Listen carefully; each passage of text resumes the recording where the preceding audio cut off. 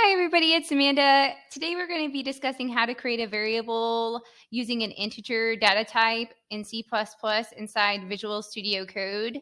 If you already know this information, it's not going to benefit you. However, if you're new to programming, this will benefit you. I'm going to give you a rundown of the program real fast. However, we are going to discuss additional things.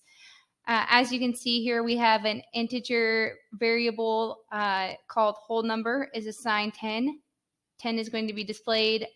However, down here, it's going to ask a user for a number. As you can see, we're asking for a number between 1 and 100. That's not what we get. We're going to show you how to avoid those issues, as well as additional introductions to doubles and possibly loops as well.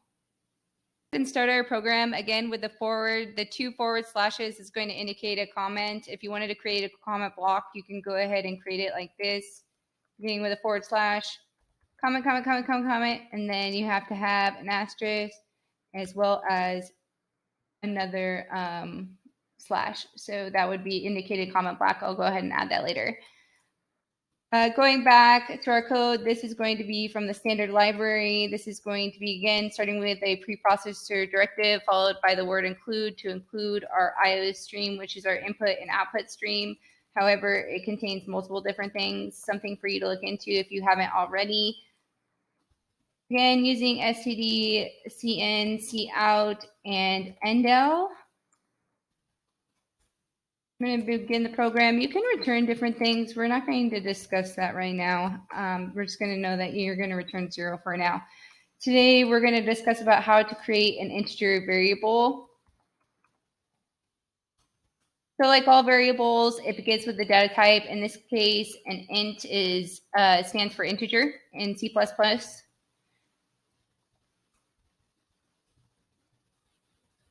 Which again is another keyword. Something not for you to know that, well, yes, for you to know that int means integer, but just know that there are keywords in general. As you can see, blue indicates that it is a keyword. As for any variable, it's going to start with the data type, followed by an approved variable name, as indicated in my notes from the last time. So I'm going to start with a lowercase letter, and I'm going to go ahead and name it whole number, and I'm going to assign it 10.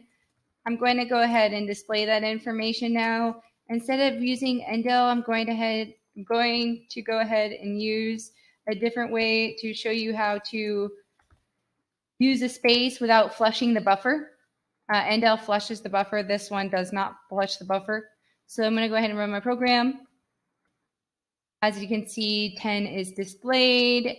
And if I didn't have this, if I didn't include that space, then it's going to be all jumbled, which is exactly why I go ahead and include that. I use endl to make it faster for me personally, though. Continue the program. I'm going to add an endl instead just to keep it consistent. And this is where I'm going to show you, if you're not familiar with what an integer means, it means a whole number. So therefore, if I took another data type or another integer variable and I wanted to do number and assign it to 3.14 as a decimal number instead and displayed it, what it's going to do is it's going to chop off the 0.14, unfortunately, but also it should. That's because it's an integer data type. It's not a decimal data type, which is known as a double, as you can see right here, which we will discuss in just a moment. However, I'm going to show you right now that it's going to cut off the 0.14 as I run my program. As you can see, my first variable is assigned 10. My second variable number is assigned 3.14. However, when I go to display that information, it gives me only 3. Ask a user for a number.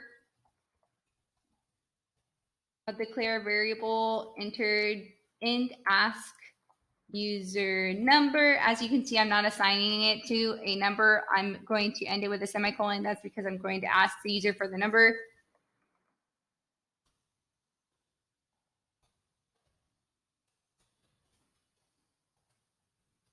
Enter a number between 1 and 100. This is where I'm going to use the stream extraction operator to use or to extract ask user number and store inside of this variable, similar to as this would store the user number. I'm going to end it with a semicolon. I'm going to display the number that was picked.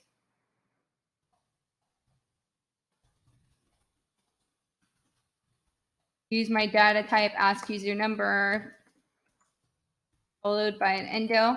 Let's go ahead and display this information. Run my program. Enter a number between 1 and 100. As I shown earlier, I picked 455. Oh no, 455 is in between 1 and 100. That's going to be your introduction to loops. And these are things to keep in the back of your mind. As you can see how easily it goes from assigning a number to 10 and then assigning a number to 3.14, but only getting 3, and then going and asking a user. You're relying on the user for too much at this point.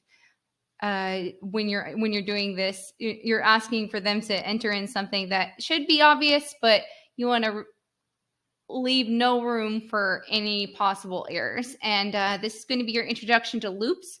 Hopefully this helps with your integer variables. If you have any questions in the meantime, again, let me know. I'll post this to my GitHub and include the comment blocks. If there are any notes that I missed, I will go ahead and include them in my video. Otherwise, I hope this helps. Thanks. One more thing before I go, please subscribe if you're interested in learning how to code. And also, I will be discussing loops and how to fix this error in the next video, but this is going to be a little bit more to cover. So I just wanted to say that before I go. Thanks again for your time, and I hope you all have a great day.